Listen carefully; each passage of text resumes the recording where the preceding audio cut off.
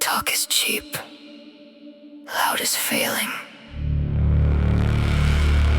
but whisper could kill. They shout because they're empty, they scream because they're scared, they rage because they're losing control. But you whisper, and the mountain shakes.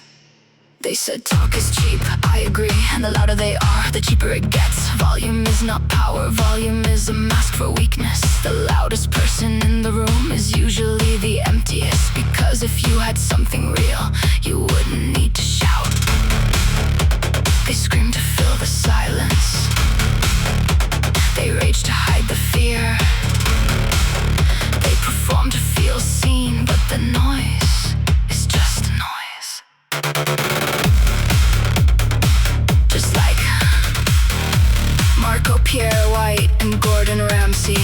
Same fire, different fuel. Marco whispers, Gordon shouts. Marco walks away from Michelin stars, Gordon still chasing them. Marco doesn't need to prove